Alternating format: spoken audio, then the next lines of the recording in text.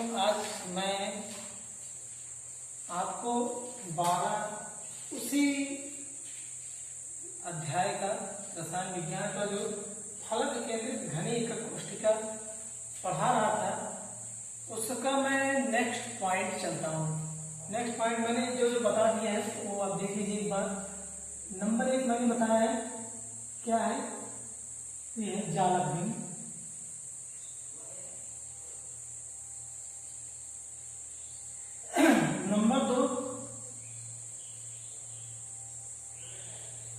Number 2 मैंने बताया प्रभावी परमाणुओं की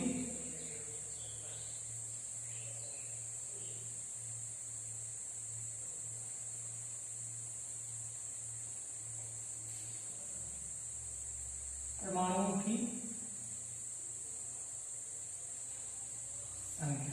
ठीक, ये दोनों पॉइंट हमारा हो गया।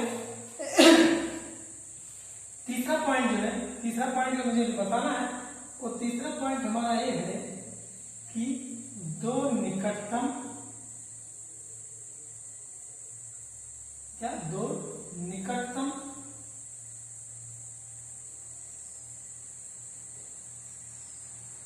परमाणुओं के बीच की दूरी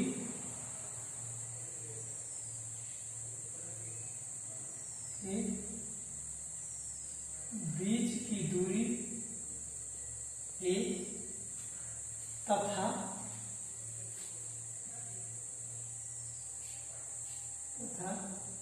त्रिज्या r में संबंध। ये पॉइंट मुझे पढ़ना है। ये हमारा दोनों हो गया है, ये हमें क्लियर करना है। ठीक है ना। तो ये दो पॉइंट नंबर 1 दो निकटतम परमाणुओं के बीच की दूरी a तथा त्रिज्या r में संबंध। तो मैं पहले एक ग्राफ बना देता हूं, डायग्राम जो है उसके आधार पर मैं आपको बताता हूं कैसे कैसे होगा।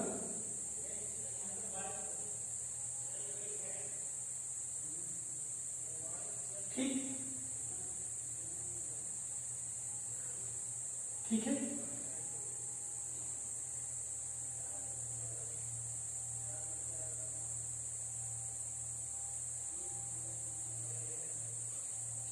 ठीक है, ये हमारा क्या है, घन है।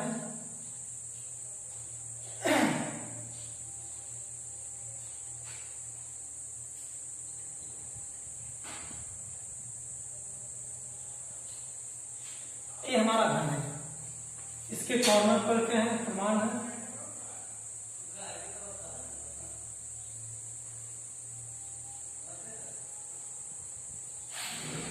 ठीक, कॉर्नर पर फलक केंद्रित है, फलक के परमाणु है। ठीक, ये हमारे हैं। अब देखिए, अब मैं इसके आगे में बताता हूं। मैं इसके एक फलक को ले लेता हूं। मान लीजिए मैंने एक फलक को ले लिया। देखिए इसमें 1 2 3 4 है, इन चारों को मैं ले लेगा।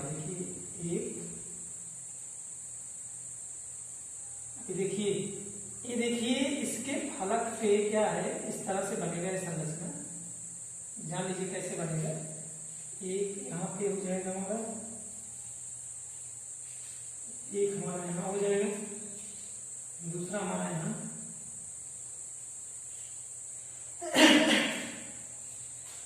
अब देखिए जो यहाँ पे देखिए फलक है, मान लीजिए आप 4 गोली को आप ले लीजिए, 4 गोलियां ले लो और उसी 4 गोलियों के बीच में देखिए 4 गोलियां हैं। इन चारों गोलियों के बीच में अगर आप एक गोली रख दीजिए, जैसे 4 गोली है, इन चारों गोलियों को लेने के बाद अगर इन चारों गोलियों के बीच में एक गोली ले दीजिए तो आपके जो चारों गोलियों के बीच में क्या आ जाएगी, इनके बीच में स्पेस हो जाता है, जगह हो जाएगा।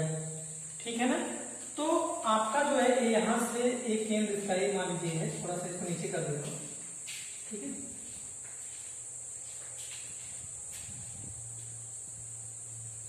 ठीक।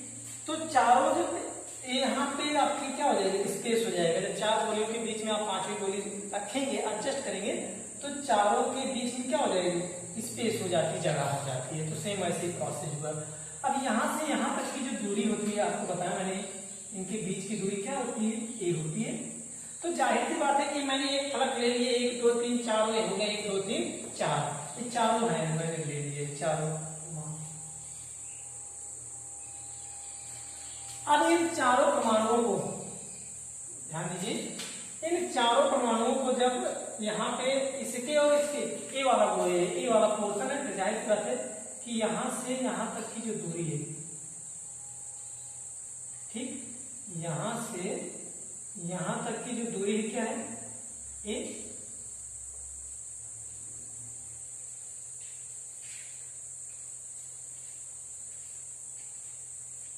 ये है, इतनी दूरी है। अब देखिए ए भी आर है और ए भी आर है, बट इसका हम डिस्टेंस निकाल नहीं सकते हैं, इसकी जो त्रिज्या है ये निकाल नहीं सकते, क्योंकि ये दोनों एक दूसरे से क्या है, दूर है। अगर ये दोनों एक दूसरे के समीप होते तो मैं आराम से फ्रेम से जो है इसका क्या निकाल देते, त्रिज्या निकाल देते इक्वल टू 2r, बट ऐसा हो नहीं सकता है। तो यहां से यहां तक की दूरी देखिए। अब देखिए जितनी दूरी इसकी ये है, अगर इसकी भुजा ये है तो ये भी तो भुजा हो जाएगी हमारा ए, ठीक। मतलब ये जो भुजा है ये है, तो ये भी हमारी क्या हो जाएगी, ये हो जाएगी, जाहिर सी बात है, ये भी हमारी भुजा क्या हो जाएगी, ये, ठीक। अब देखिए तीनों एक दूसरे से सटे हुए हैं, ये तीनों गोले, ए और ए गोले सटे हुए हैं, तो जाहिर सी बात है ए और यहां से ये हो गया, ठीक। इसका मतलब अगर मैं यहां से इसको ए ले लेते हैं, अब हमारा क्या हो गया, एक त्रिभुज की रूप हो गई। इसको यहां से यहां तक की जो दूरी है इसे हम मान लेते हैं डी, क्या मान लेते हैं, डी मान लेते हैं। अगर हम डी की वैल्यू निकाल लेते हैं, ए की डी की वैल्यू अगर निकालते हैं तो हमें त्रिज्या क्या हो जाएगी, मालूम हो जाएगी। अब देखिए, अब ये तीनों देखिए तीनों गोले हैं, एक दूसरे से सटे हुए हैं। अब इसकी दूरी जो हो जाएगी यहाँ पे, इसकी दूरी हम मानते हैं क्या, इसकी दूरी,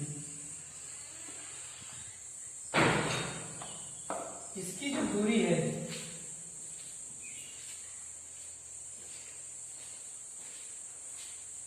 क्या हो जाएगी, ये तो दिया गया डी, ठीक। अब ये हमारा जो है, ये जो बन रहा है, हमारा जो त्रिभुज बन रहा है, ये कैसा बन रहा है, समकोण बन रहा है। इसका नामकरण कर देंगे यहाँ पे ए बी और सी, तो यहां सेम वही हो जाएगा, ए बी और सी, ठीक। यहां पे कोई दिक्कत नहीं होनी चाहिए। अब देखिए इसकी जो त्रिज्या है ये क्या हो जाएगी, आर, इसकी त्रिज्या आ रही, यहां से यहां तक की त्रिज्या क्या हो जाएगी, आर, यहां से लेके यहां तक त्रिज्या क्या हो जाएगी, आर, और यहां से यहां तक की मिलेगी क्या हो जाएगी, आर। और जो ये त्रिज्या है ये भी क्या हो जाएगा हमारा, आर, ठीक। कोई दिक्कत नहीं होना चाहिए। अब देखिए आगे हम चलते हैं, आगे क्या होता है, आगे कौन सी प्रक्रिया है, ठीक। अब अगर हम यहां से यहां तक देखिए 1 2 3 4 आर, ये 4 आर किसके बराबर है, इस डी के बराबर है, इसके बराबर है, डी के बराबर है ना, क्या हो जाएगा, तो यहां पे क्या हो जाएगा, हम यही लिख देते हैं डी बराबर 4r, दिक्कत नहीं है। आप देखिए इसमें लिख सकते हैं कि त्रिभुज ए बी सी में, त्रिभुज ए बी सी में कोण ए, कोण ए, कोण ए क्या है, समकोण है,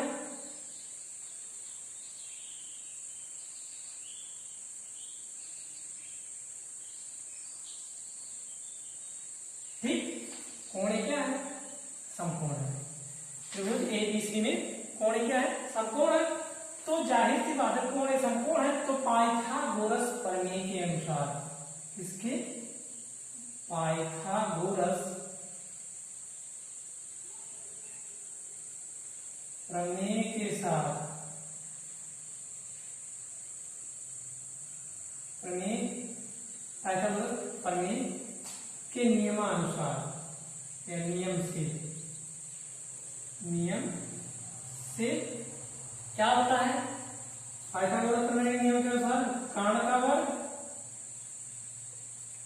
धन बराबर लंब का वर्ग धन आधार का वर्ग।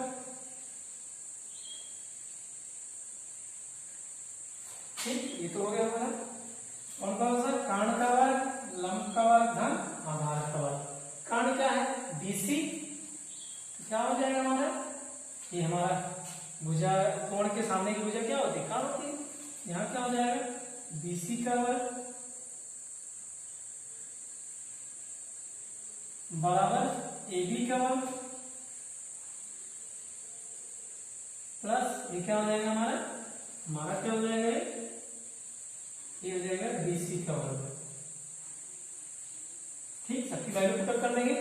अब यहाँ इसकी जो वैल्यू हो जाएगी क्या हो जाएगी हमारे, देखिए इसकी जो भुजाएं है क्या है, AB कितना है और यहाँ पे BC क्या है, D है, यहाँ क्या हो जाएगा D का वर्ग। इसकी जो हो जाएगी क्या हो जाएगी, AB ये हो जाएगा हमारा, ये भुजा हमारी ये है, यहाँ क्या हो जाएगा, ये हो जाएगा। ठीक, तो क्या हो जाएगा यहाँ पे A का वर्ग धन A का वर्ग, तो D का वर्ग बराबर 2A का वर्ग हो जाएगा, कोई दिक्कत नहीं है। अब देखिए दो चीजें हम आपको दिखाते हैं, ये हो जाएगा 2A का वर्ग। अब D बराबर हो जाएगा हमारा, ये क्या हो जाएगा, A अंडर रूट 2A हो जाएगा, ठीक है ना, 2A हो जाएगा, रूट 2 आ जाएगा। अब यहां हम लिख सकते हैं जहां D बराबर किसके है, 4R के, देखिए 1 2 3 4, D बराबर क्या हो जाएगा, 4R हो जाएगा। ठीक, अब इसी की वैल्यू 4R की वैल्यू में यहाँ पर पुटअप कर देंगे, जब यहाँ पुटअप करेंगे तो हमारा क्या हो जाएगा, ये हो जाएगा हमारा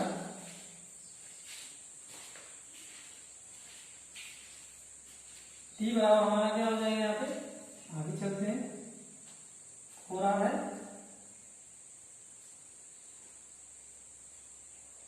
यहाँ हो जाएगा 4R बराबर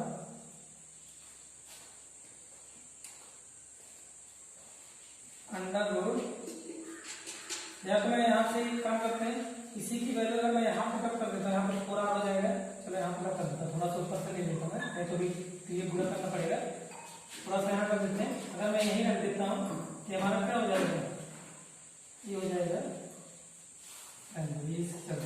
ये हो जाएगा हमारा D बराबर 4R बराबर 2 रूट 2A, R बराबर क्या हो जाएगा, अब देखिए अभी हमारा इधर जाएगा, या इसको मैं इधर ले आता हूँ, एक ही वैल्यू ले लेता हूँ, संबंधित ध्यान करना है। यहाँ हो जाएगा A बराबर हमारा हो जाएगा 4R अपान रूट 2। ठीक, अब इसी में हम ऊपर नीचे रूट 2 से गुणा कर देते हैं, ऊपर नीचे हम करेंगे समीकरण में ऊपर नीचे या रूट 2 से ऊपर तथा नीचे रूट 2 से गुणा करने पर कर देंगे। जब करेंगे तो हमारा क्या हो जाएगा, यहां हो जाएगा 4R बटे रूट 2 गुणे रूट 2। ठीक, ये बराबर हो जाएगा, यहाँ पे थोड़ा सा एक पॉइंट और थोड़ा सा चल लेते हैं, यहाँ पे इधर साफ कर देते हैं, हम इस चीज को यहां ले लेते हैं। ठीक, यहां लेते हैं, इसके आगे हम, तो हमारा क्या हो जाएगा, A बराबर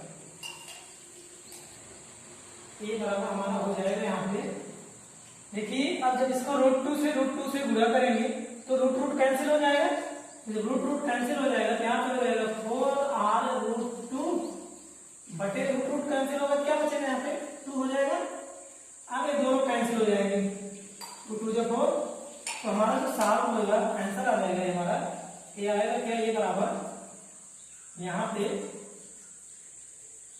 ये हो जाएगा 2√2r, ये आ गया हमारा क्या, रिलेशन। तो इस रिलेशन को मैं यहाँ लिख दे रहा हूँ, यहाँ पे जो रिलेशन हमारा आ जाएगा संबंध, हमारा क्या आ जाएगा, a इक्वल टू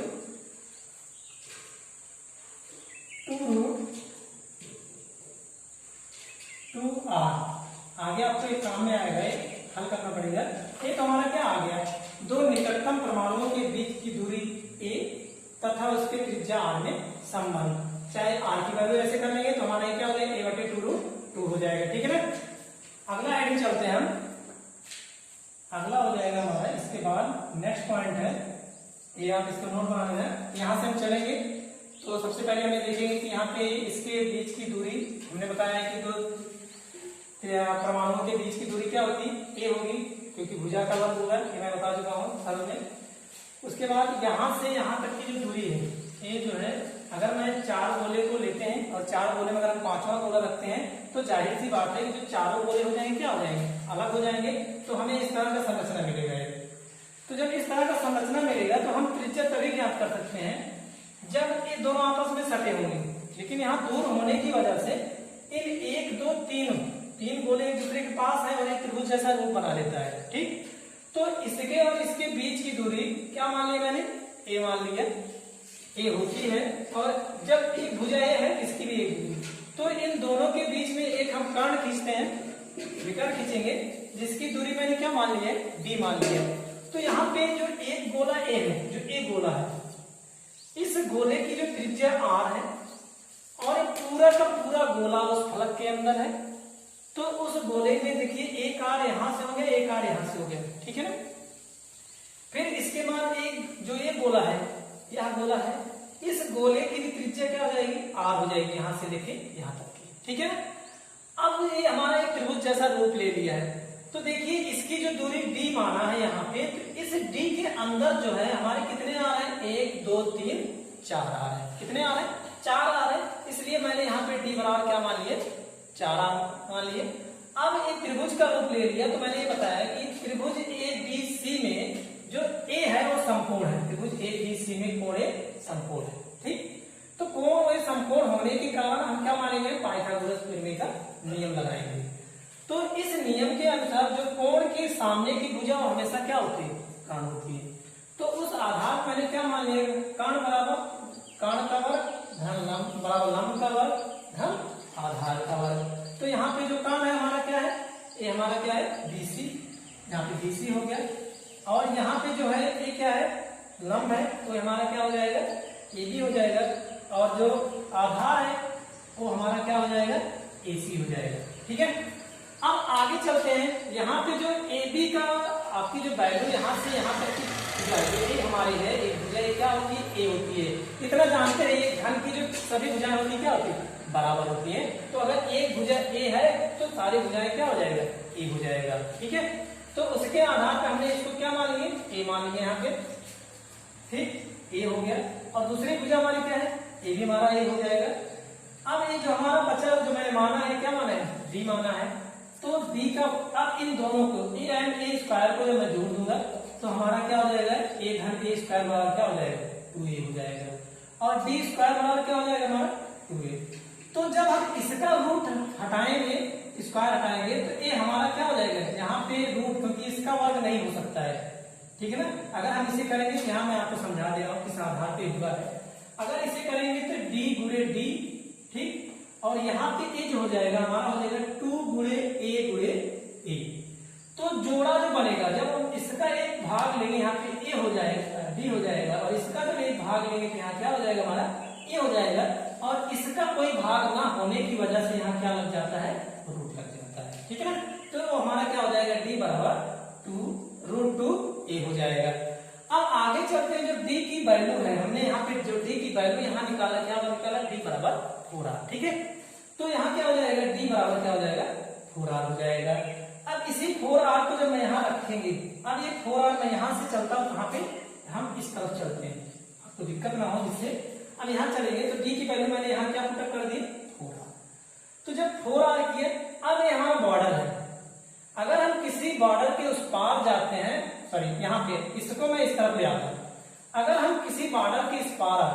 बॉर्डर के इस पार अगर गुणा कर रहा है तो बॉर्डर के इस पार अगर जाएगा तो क्या करेगा, भाग करेगा। तो ऐसी दशा में यहाँ गुणा कर रहा है, √2 इंटू ए है, जब इधर गया तो ए इक्वल टू क्या हो गया, ये नीचे आ गया, तो नीचे आने के 4r/√2। अब इसके एक पक्ष में ऊपर तथा नीचे दोनों से √2 से गुणा करेंगे तो वहां पे क्या हो जाएगा, तो 4r/√2 है ऑलरेडी। जब √2/√2 करेंगे तो √2 से गुणा होगा, तभी जो सेम प्रोसेस मैंने यहाँ बताया है, ये प्रोसेस, यही प्रक्रिया यहाँ चलेगा। तो इसमें ए रूट से क्या हो जाएगा, कैंसिल आउट हो जाता है, कैंसिल आउट हो जाएगा। जब कैंसिल हो जाएगा तो हमारा क्या बचेगा, यहाँ पे 2 बचेगा, यहाँ 2 बचेगा, और यहाँ पे क्या बचेगा, हमारा 4 है और 4r√2 हो जाएगा। अब ये 2 से क्या हो जाएगा, 2 2 4, यहाँ 2 बचेगा, इसलिए 2√2 हो जाएगा। ये बराबर 2√2 जो मैंने यहाँ पे क्या निकाला, आपका रिलेशन है, हमारा क्या हो जाएगा, संबंध हो जाएगा। ठीक है ना। नेक्स्ट पॉइंट है आपका जो है वो है उपसह संयोजक संख्या या समन्वय संख्या, उसे मैं आपको नेक्स्ट वीडियो में बताऊंगा।